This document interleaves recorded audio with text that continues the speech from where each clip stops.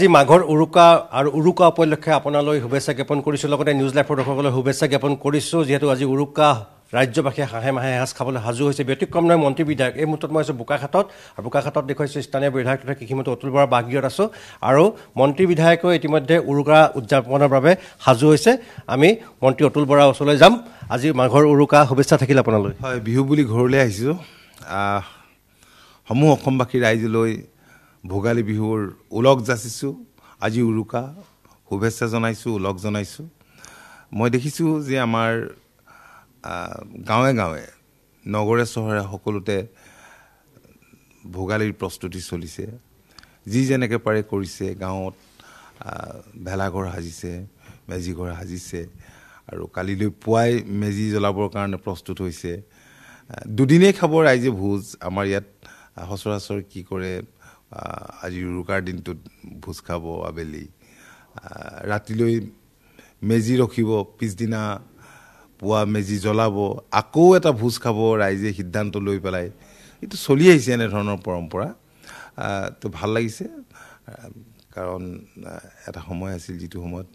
ৰাজ্যখনত অসূয়া অশান্তি অসম্প্ৰীতি আছিল এতিয়া সেই পৰিৱেশ নাই আৰু শান্তি যেতিয়া ৰাজ্যখনত বিৰাজ কৰিব বা য'তেই নহওক এখন ঘৰখনতো যেতিয়া শান্তি বিৰাজ কৰে সেই ঘৰত সমৃদ্ধি আহে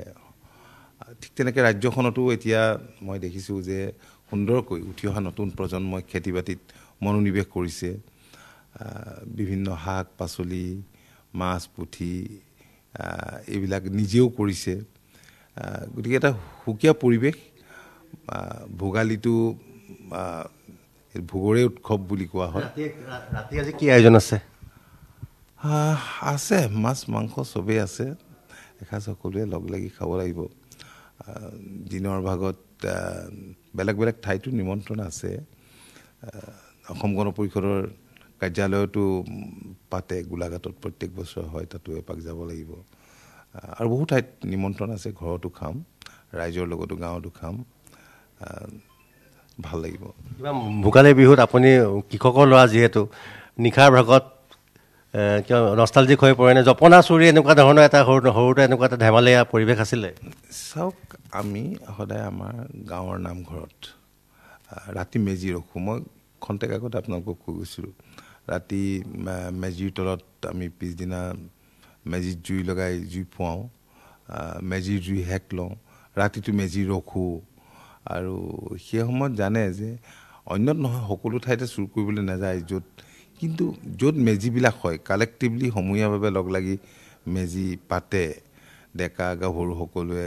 বয়সস্থ লোক লগ লাগি ওচৰৰ মানুহবিলাক অলপ এলাৰ্ট হৈ থাকে সেই ধাৰণাটো আমাৰ নাছিল কাৰণ প্ৰত্যেক বছৰে আমাৰ ওচৰে পাজৰে তেনেধৰণৰ চুৰবিলাক ৰাতি মেজি ৰখা ল'ৰাবিলাকে কৰে আমিও তেনেকৈ যাওঁ এদিন মানে বয়সস্থ মানুহজন তেখেতে পিছফালে জুই ফুৱাই আছিল আমি গম পোৱা নাছিলোঁ পিছত বহুত চিঞৰ বাখৰ কৰিলে খেদা কুৰা কৰিলে চুৰ বুলি আমি পলাই অলপ হাত ভৰিবিলাকত দুখ পোৱাৰ কথাটো এতিয়াও মনত আছে নষ্টালজিক হৈ পৰিছে মাঘৰ বিহুৰ পৰম্পৰা তেওঁ ইতিমধ্যে উল্লেখ কৰিছে আৰু যিহেতু আজি মাঘৰ উৰুকা আৰু এই উৰুকা উপলক্ষে সমগ্ৰ ৰাজ্যত এটা উখল মাখল পৰিৱেশ ৰাজ্যবাসী হাঁহে মাহে এসাঁজ খাবলৈ সাজু হৈছে আমি নিউজ লাইভৰ দৰ্শকক দেখুৱাইছোঁ ৰাজ্যৰ বিভিন্ন বজাৰত মাছ প্ৰকাণ্ড মাছ টপ 10 বা 20 আমি মাছ দেখাই আছোঁ আৰু সমান্তৰালভাৱে আজি মন্ত্ৰী বিধায়কসকলেও মাঘৰ উৰুকা উদযাপনৰ বাবে সাজু হৈছে